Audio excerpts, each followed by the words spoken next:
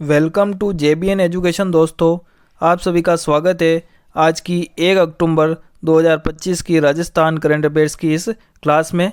जुड़ जाइए सब इस एजुकेशन चैनल से। आज के इस क्लास में अपन पढ़ेंगे एल्डरली फ्रेंडली राजस्थान, एक अभियान या पहल की शुरुआत राजस्थान में की गई है जो कि राजस्थान बुजुर्गों के लिए होने वाली है। इसके बारे में जानकारी प्राप्त करेंगे। साथ ही पढ़ेंगे 64वां राष्ट्रीय ललित कला अकादमी पुरस्कार राजस्थान के किन कलाकारों को दिया गया है, उनके बारे में जानकारी प्राप्त करेंगे। साथ ही AI आधारित हॉटस्पॉट सर्विलांस सिस्टम स्थापित किया गया है HZL द्वारा, हिंदुस्तान जिंक लिमिटेड द्वारा। इसके बारे में भी जानकारी प्राप्त करेंगे। तो जुड़ जाइए राजस्थान करंट अफेयर्स की आज की क्लास के साथ।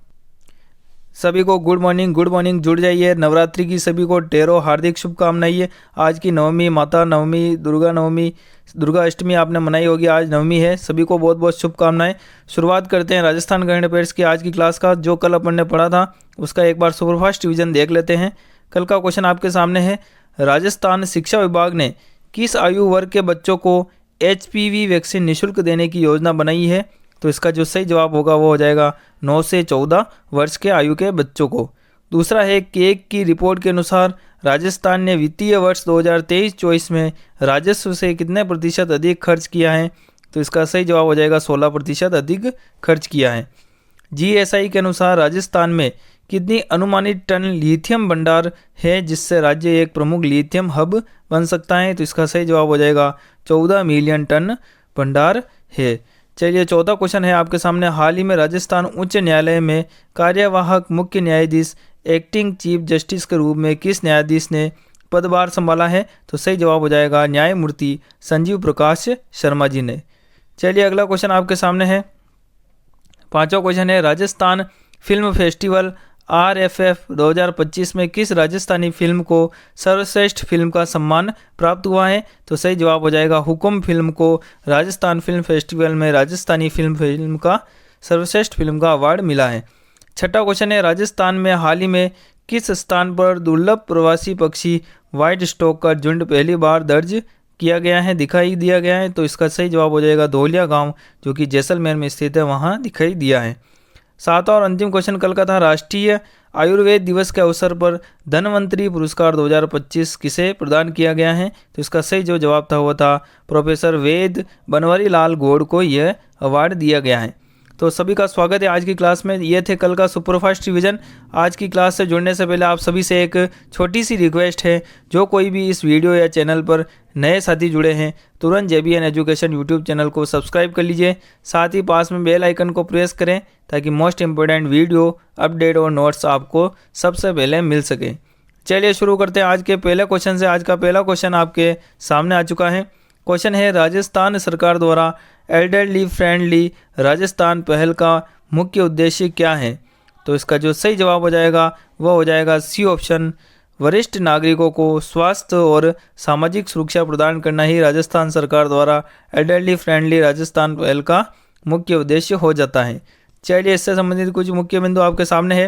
पहला है, वरिष्ठ नागरिकों के लिए विशेष स्वास्थ्य सुविधाओं पर इसका प्रावधान किया गया है। दूसरा, इसमें सामाजिक सुरक्षा और कल्याण योजनाओं का विस्तार हुआ है। तीसरा है, बुजुर्गों के लिए सुरक्षित और सहयोगी वातावरण का निर्माण करना ही राजस्थान सरकार की इस पहल का उद्देश्य हो जाता है। चलिए अगला क्वेश्चन देखते हैं। आज का दूसरा क्वेश्चन आपके सामने आ चुका है। क्वेश्चन है, हाल ही में हिंदुस्तान जिंक लिमिटेड ने पर्यावरण संरक्षण के लिए AI आधारित हॉटस्पॉट सर्विलांस सिस्टम किस जिले में स्थापित किया है? तो आपका ऑप्शन है A Debari Udaipur, B Begu Chittorgarh, C Mandal Bhilwara, D option Dariba Rajsamand. तो इसका जो सही जवाब हो जाएगा वो हो जाएगा A ऑप्शन, देबारी उदयपुर में हिंदुस्तान जिंक लिमिटेड HZL द्वारा AI आधारित हॉटस्पॉट सर्विलांस सिस्टम स्थापित हाल ही में किया है। चलिए कुछ मुख्य बिंदु आपके सामने है। पहला है, AI आधारित तकनीक से पर्यावरण की निगरानी HZL द्वारा रखी जाएगी। साथ ही दूसरा है, उदयपुर जिले में माइनिंग और उद्योग क्षेत्रों में इसको लागू किया जाएगा। तीसरा है, हॉटस्पॉट क्षेत्र की पहचान कर प्रदूषण को कम करना ही HZL का उद्देश्य होगा। हिंदुस्तान जिंक लिमिटेड के बारे में आप सभी महत्वपूर्ण जानकारी रखते होंगे, आशा करता हूं। चलिए आगे चलते हैं। तीसरा क्वेश्चन आपके सामने है, राजस्थान शिक्षा विभाग का स्वास्थ्य सर्वे अब किस प्रकार की जांच को भी शामिल करेगा? आपके ऑप्शन है ए खेल कौशल परीक्षण, बी मानसिक स्वास्थ्य परीक्षण, सी IT स्किल्स परीक्षण, डी ऑप्शन रोजगार योग्यता परीक्षण। तो इसका सही जवाब जो हो जाएगा वो हो जाएगा बी ऑप्शन मानसिक स्वास्थ्य परीक्षण। राजस्थान शिक्षा विभाग अब स्वास्थ्य सर्वे में मानसिक स्वास्थ्य परीक्षण की जांच को भी आज से शामिल करने जा रहा है। कुछ मुख्य बिंदु आपके सामने है। पहला है स्कूल स्वास्थ्य सर्वे में मानसिक स्वास्थ्य को की पहचान अब राज्य सरकार के शिक्षा विभाग द्वारा की जाएगी। दूसरा है छात्रों में तनाव, चिंता और अन्य मानसिक समस्याओं की जांच का अब जांच करके पता लगाया जाएगा। तीसरा है मानसिक स्वास्थ्य के लिए समय पर हस्तक्षेप और समाधान इसके तलाशे जाएंगे। चलिए आगे देखते हैं। क्वेश्चन नंबर 4 आपके सामने है। MiG-21 की अंतिम उड़ान में राजस्थान की किस महिला पायलट ने हिस्सा लिया है आपको बताना है। तो इसका जो सही जवाब हो जाएगा वो हो जाएगा डी ऑप्शन प्रिया शर्मा। प्रिया शर्मा, राजस्थान की प्रिया शर्मा ने MiG-21 जिसकी अब सेना से विदाई हो चुकी है, उनकी अंतिम उड़ान में राजस्थान की प्रिया शर्मा ने पायलट के रूप में हिस्सा लिया है। चलिए आगे कुछ मुख्य बिंदु देखते हैं। पहला बिंदु आपके सामने है भारतीय वायुसेना में महिला पायलट का एक महत्वपूर्ण योगदान अब होता है। दूसरा है MiG-21 विमान की अंतिम उड़ान में शामिल होने वाली राजस्थान की ये पहली महिला बनी है। और तीसरा है सैन्य इतिहास में राजस्थान की गौरवपूर्ण उपलब्धि यह मानी जाएगी। MiG-21 को हाल ही के सेना में अब उसका रिटायरमेंट कर दिया गया है। अब चलिए आगे क्वेश्चन देखते हैं। क्वेश्चन नंबर 5 आपके सामने है। प्रधानमंत्री सूर्य घर योजना के तहत राजस्थान में सौर ऊर्जा का प्रचार प्रसार करने के लिए किस संगठन ने हरित भारत अभियान की शुरुआत की है, यह आपको बताना है। अच्छा क्वेश्चन है। हरित भारत अभियान की शुरुआत किसने की है प्रधानमंत्री सूर्य घर योजना के तहत? तो आपका ऑप्शन है ए राजस्थान ऊर्जा निगम, बी सोलर संगठन भारत, सी पर्यावरण संरक्षण परिषद, डी ऑप्शन नवीकरणीय ऊर्जा समिति। तो जो इसका सही जवाब हो जाएगा वो हो जाएगा बी ऑप्शन सोलर संगठन भारत द्वारा प्रधानमंत्री सूर्य घर योजना के तहत राजस्थान में सौर ऊर्जा का प्रचार प्रसार करने के लिए हरित भारत अभियान की शुरुआत सोलर संगठन भारत के द्वारा की गई है। चलिए कुछ मुख्य बिंदु आपके सामने है। पहला है सौर ऊर्जा आधारित घरों के लिए यह जागरूकता अभियान होगा। दूसरा है हरित ऊर्जा और स्वच्छ ऊर्जा के उपयोग को इससे बढ़ावा मिलेगा। तीसरा है राज्य में सौर ऊर्जा को अपनाने में लोगों की भागीदारी बढ़ाना भी इसका उद्देश्य होगा। चलिए आगे चलते हैं। छठा क्वेश्चन आपके सामने है। 64वां राष्ट्रीय ललित कला अकादमी पुरस्कार राजस्थान के किन 2 कलाकारों को प्रदान किया गया है, इनमें से आपको बताना है। आपका ऑप्शन है doctor Giriraj Sharma, B doctor Kanupriya, C option Abhijeet Sharma और डी ऑप्शन ए और बी दोनों। तो इसका सही जवाब जो हो जाएगा वो हो जाएगा डी ऑप्शन ए और बी दोनों को 64वां राष्ट्रीय कला अकादमी पुरस्कार से सम्मानित किया गया है। कुछ मुख्य बिंदु आपके सामने है। पहला है राजस्थान के समकालीन कलाकारों को राष्ट्रीय स्तर पर यह सम्मान प्राप्त हुआ है। दूसरा कला के क्षेत्र में इन्होंने उत्कृष्ट योगदान के द्वारा इनको ये कलाकार की मान्यता मिली है। तीसरा राष्ट्रीय ललित कला अकादमी पुरस्कार की अपने आप में बहुत ही प्रतिष्ठित मान्यता है। चलिए अगला क्वेश्चन देखते हैं। आज का अंतिम क्वेश्चन आपके सामने है। राजस्थान सरकार ने स्वास्थ्य सर्वे को अब किस संस्थानों तक विस्तार देने की घोषणा की है? बहुत ही अच्छा क्वेश्चन है।